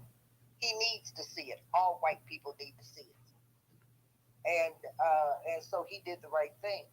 It also was a feather in Cube's cap, not because he needed to shine, but he could talk about that big three and what the NBA was doing to him. He has that's a big platform that Tucker Carlson has. It reaches every sector of society. You see, we talking about it. And so don't think those people on the hill and the people that own the NBA, the leagues, and all those kind of people, don't think they didn't pay attention to it. And so he was able to bring light to what he was going through. He was also able to bring light to what black folks is going through. Now, the plan that he put on the table when Trump was in office doesn't go far enough, in my opinion. But who am I? Okay. But he put something on the table, and that's the most important thing, because if you look at it politically, nobody has put anything on the table for us. Okay, nothing. Okay, they won't even get them kids down in Louisiana and Angola prison. They won't even take them kids, them juveniles out of there. And the temperature down there is 115 in them cells. No air, no windows, no nothing. And they got those juveniles sitting up in there. So, you know, we fuss and we fight and we argue and we do what we can do.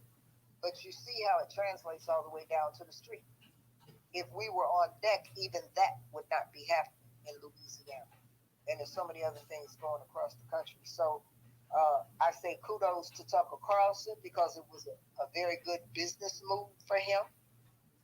And I say kudos to Ice Cube for stepping up and speaking up on behalf of us, because there are very few people in his position that are doing so. And I'm not talking about behind closed doors. I'm talking about in front where it counts. Because, see, when you go behind closed doors and talk about black folks, we don't know what you're saying. And so everything needs to be said out loud now and transparent. And that's what Q did. And so I say we get behind him and do whatever it is we need to do, and let the naysayers leave them behind. Dead weight has got to go, y'all. We can't carry dead weight no more. And so keep that in mind, and I'm going to leave it there. All right. Thank you, No Taxation. It's been a little while, but I was definitely glad to hear from you tonight. Let me go ahead. Viral, I'm gonna get to you, but let me go ahead and get to Aunt Lai. I see her up here, so let me go ahead and get her up here. She hasn't had a chance to speak. Aunt Lai, how you doing? Peace, Black Power, and reparations. How y'all doing? Hey, what's up? Nothing. I just want to say, taxation hit the nose on the head. Like I always say, this issue is bigger than Brown, and sometimes people don't understand like the rules, and they look at everything as a diss when he could have easily dissed up behind closed doors, but he did it right in your face. I love me some. I know I love me some Ice Cube. I love everything about him. I don't have no problem. I don't see anything he do. I feel like the stuff that he do he is tactical. Like it's like some people play checkers, he play chess. So when he make a move, it's more than one way to skin a cat. And with the other media not really giving him, because they with the basketball. So you got to go to where you got to go to get what you need to get done. So I respect his gangster. Again, and if you know who somebody is and what they stand for, regardless of who they, whatever is the situation, you know the person. And sometimes, like somebody said, sometimes the fighting for your people, it'll be your people against you. Some people, he did this move, I wouldn't have did. You wouldn't have been in the situation to get that move. So you can't get mad at him for being in the situation. And the gatekeepers of the so-called Democrats, everybody Democrat, like they really love black folks. They don't love black folks. None of them do. So I don't see anything wrong with what he did at all. I think he did it for a reason. Everything No Taxation said, I concur, and I'm gonna let my plane. All right. Thank you, Aunt Lai. Let me give a shout out, Professor. Professor, thank you for your contribution on PayPal. Let me go ahead and get the viral. Viral, go ahead and unmute your mic. Yeah, I agree with No Taxation. She said everything right on point. And to speak on what Fred was talking about with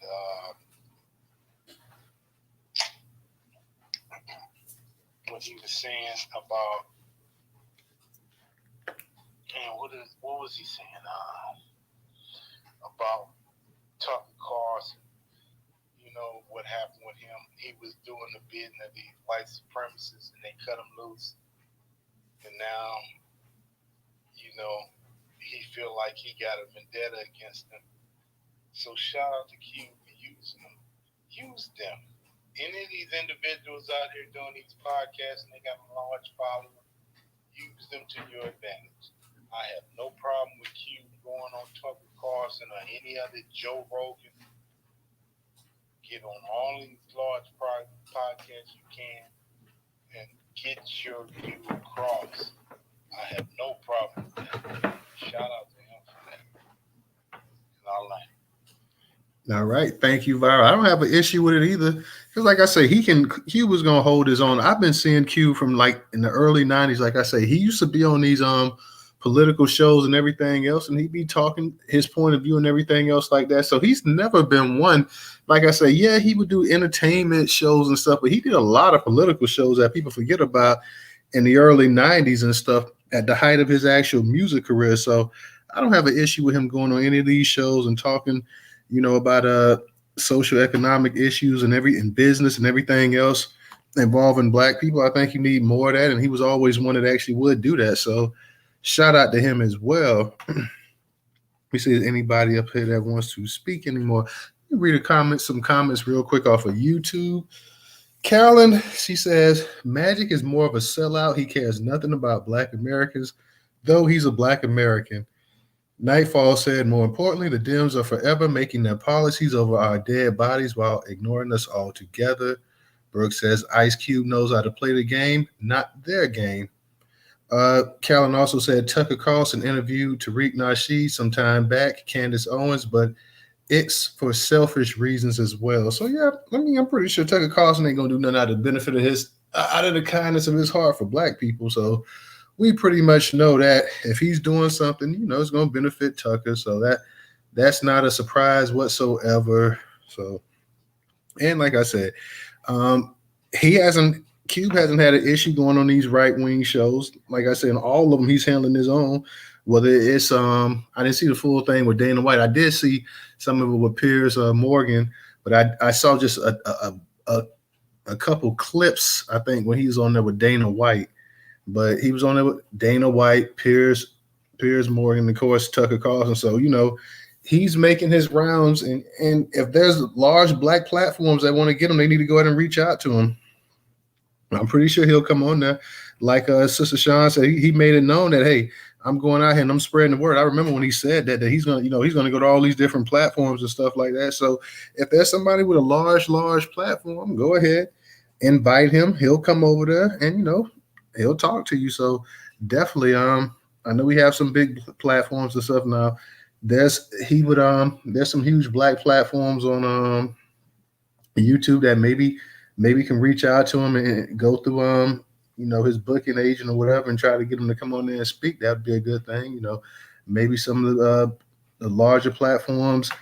Yeah, maybe you could get somebody like Tariq or somebody like Phil Scott or some of those people to actually get him to come on there. That would be a great thing as well too. I'm sure he would come on there if they reached out. If it all depends on everybody's schedule as well too. So we got to also look at that as well too. So it would be a good thing as well. So I wouldn't mind listening to that conversation. Let me see, is anybody up here that has anything they want to add to the conversation? Professor, I know you came up here as a co-host. You're a little quiet, but I know it's been a minute since you've been co-hosting up here. You or DJ want to add something? Go ahead, DJ. Professor, if you want to go ahead and kick it for a minute, but matter of fact, go ahead, Law, real quick. I do got something to say, but let the people talk. Go ahead, Law. Really quick in regards to the Magic thing, because I didn't see Magic in this topic, but Magic is only 4%, and he's sitting here crying like, "Oh my God, I'm doing so much." You're not doing so much. You got to understand, a lot of these people, especially Jay-Z, get in a position where they like, oh, we're going to make this minority, but you're doing it with the minority to sell us out. When he did, Magic got all of this, the restaurants, the movie theaters, but he doesn't do anything. He's like a 4% owner. You crying about 4%? 4%? You can't even get 5%, my man. You got 10s, you can't get an extra percent, and then you have to look at it. Now it's a minority business. So now whoever owns the 96% can say, oh, we're a minority business, we're minority owned. And you're entitled to grants, you're entitled to free money. And because they're probably white, I'm not even sure about that deal or whatever, but they're going to be entitled to a lot of things because they can say they have a minority owner. And because Magic is the name, and even with Jay-Z, with the Barclays Center, it's going to Brooklyn, these names attach on to certain things and they sell us out. And then we get the short end of the stick. And they know that they're selling their people out and they don't care and they still do it. And that's the thing that makes me mad. All money ain't good money. And yeah, Magic for that one, yeah, like you Aggie, you really get on my nerves for that. But I'm not playing. But not Tupac. Ice Cube has never had that inclination. He doesn't have that spirit. He's always been the underdog. He's always been for the people. Even he's always been for himself and making sure what's right. So he's not even in the same. I do agree with what Newstoter said. He's not even in the same realm because Magic is always selling us out. I'll let my play. All right. I didn't actually say he was always selling us out. That's what they were saying on YouTube. I was just reading the comment, but I get what you're saying, Lai. And I mentioned that earlier in the actual space that, you know, Magic had tears in his eyes about having 4% of an actual NFL team. And you see that, you get that so many times with with a lot of these black people that to me, that means you're just an investor. You have a lot of black people that get such a minute percentage, and then it's sitting up here saying their actual owner. So yeah, a little bit of an issue with that as well too. A little bit of a issue with that one. Let me go ahead and get to Fred. Fred, go ahead and unmute your mic. All right, can you hear me? Yeah, I can hear you. All right. As far as Magic, now keep in mind he's a smart guy, and so with this 4% that he's got, when you look at an NFL team, they'll bring in billions of dollars in a year. So with that 4%, what he's probably trying to look to do is once it gets up as high as it can get, he's probably looking to sell his 4% and invest it in something that's going to bring him more power. Because see, I remember at one point they was actually going to try to get him to buy the Clippers. Because see, Magic is a basketball guy. He's one of the basketball idols that, you know, the godfathers of modern day basketball are Magic and Larry, believe it or not. Big guys who can basically play positionless basketball. So I'm thinking that he's using this for more of a strategic move. Basically, once the stock goes up, to sell his 4% to do something that's going to benefit him and give him more power himself. Yeah, Fred, but he's always done that. He did that with the Lakers. He's done that with the Dodgers. So that's nothing new. The only thing is that, you know, when he had a tiny percent of the Lakers, when he had a tiny percent of the Dodgers, you know, he wasn't sitting on TV crying and stuff like that. Like you've always, since he's been, since he's got out of basketball, Magic has always had a tiny percent. He's now had a tiny percent of three different teams in three major leagues, in the NBA with the Lakers, the Major League Baseball with the Dodgers, and now with the Redskins. So he's always done that. So, you know, it's no point of sitting up there Magic, and maybe now you own a bigger percentage, 4% as compared to maybe the 1 or 2% you had with the Dodgers, and I'm sure it was very minute with the Lakers as well. So the thing is, like, there's really no point of shedding the tears and having the waterworks and everything else coming, man. Like, you know, you've already. But I'm just saying, like, when you look at how Magic operates, he's like, to me, when I'm looking at it, he's basically trying to flip this. That's what I'm saying. But I'm agreeing with you, but I'm saying he's always done that in his career. He's done that with the Lakers. He's a lifelong Laker, but he had a percentage of it. You know, he had some issues with the Lakers after you know, I think Jenny Buss ended up taking over. He took that, then he went ahead and he sold his portion of the Lakers, if I'm not mistaken.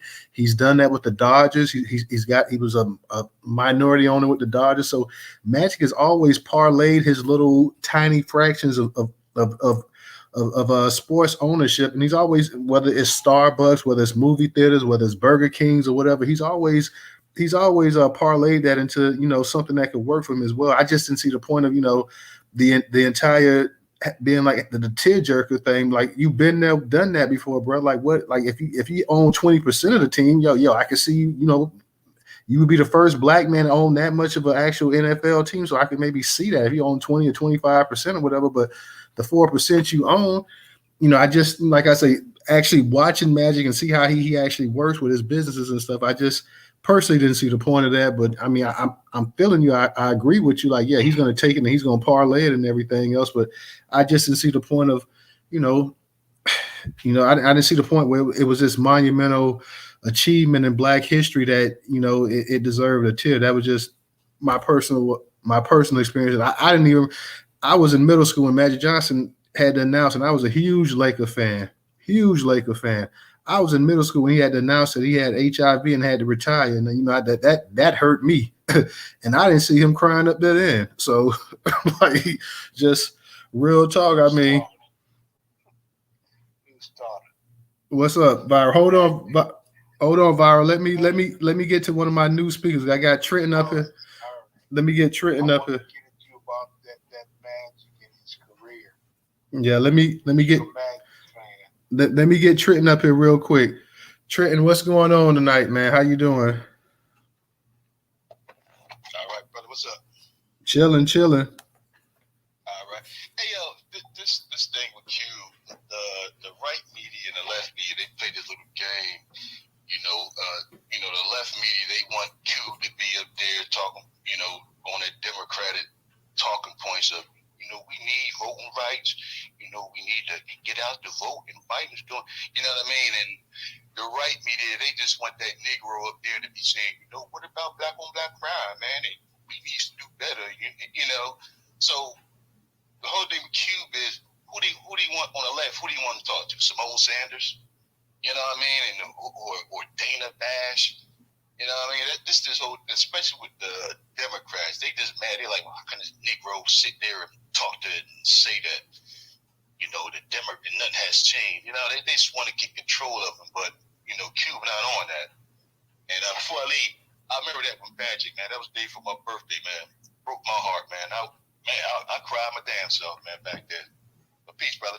Peace. Yeah, you're right, bro. That hit me hard that day. Like I said, I was a Laker fan, and the year before they lost to Jordan, his first championship, and they lost to the Bulls. And I'm thinking Magic getting ready to come back, and I know the Bulls was the best team at the time, but I had that announcement. That was like a family member that day. I was shell shocked. I was a jit here in Florida, and it messed me up really, because it really did mess me up that day. But let me go ahead and get to Viral. Viral, go ahead and unmute your mic. Yeah, Newstoter, that messed everybody up, man. That was a sad day. I'm a Magic Johnson, my fan myself, bro. And I know Magic know how to sell a foul, if you know what I mean. Somebody would get all ball, and he'd throw his hands up and holler, ow! That was Magic. Magic was the best at selling a foul. And that's what he's doing with this NFL minority states got.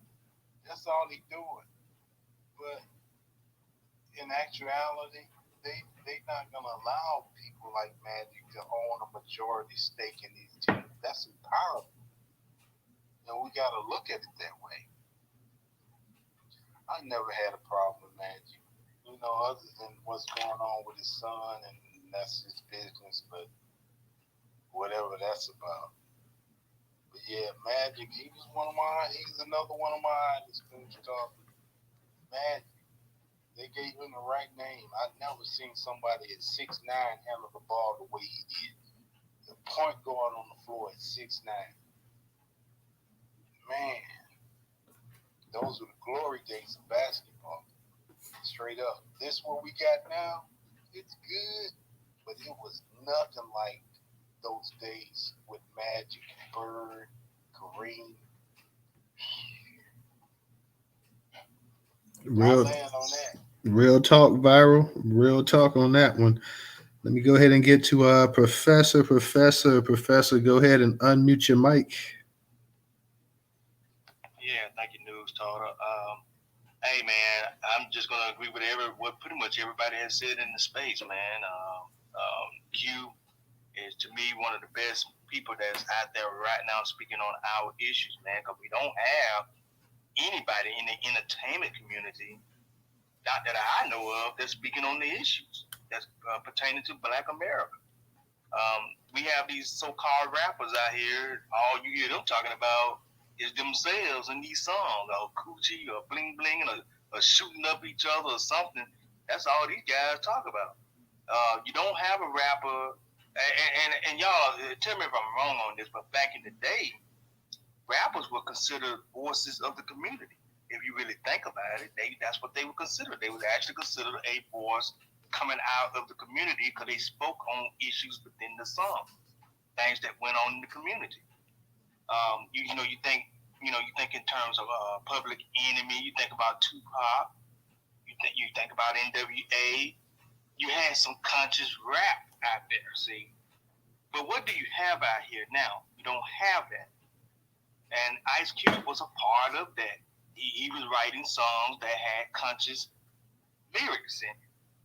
Do you have any of that today? No, you don't. I don't know what they're talking about today. Only thing is, I guess it's just bling, and I'm gonna crush your head. I'm gonna blow you away. And, be this, be that, and then the women on the women's side of it, they talking about their coochies and all this. This is where the rap game is. Okay, this is where it's at.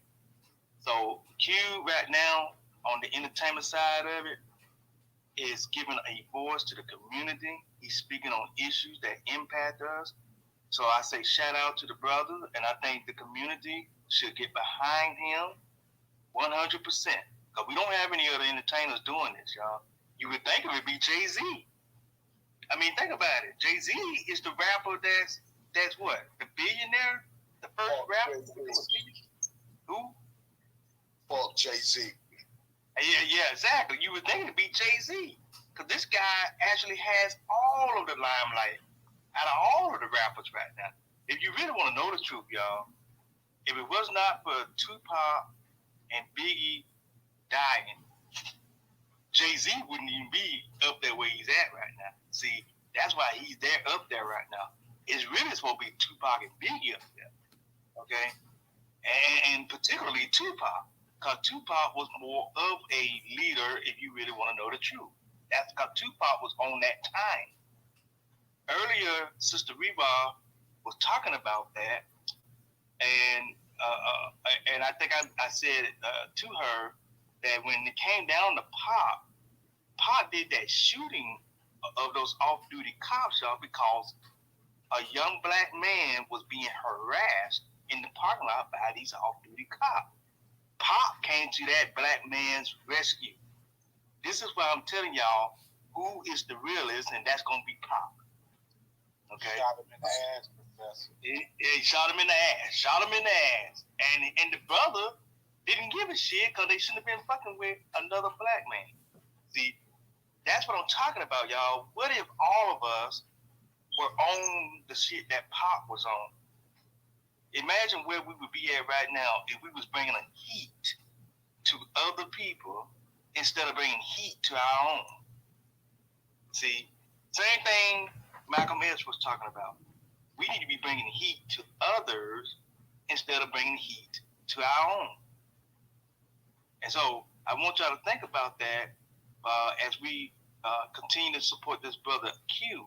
Q right now is the only one in the entertainment, particularly coming out of the rap community, that's speaking on our issue. So I'm going to land right there. All right, Professor. DJ, you got it.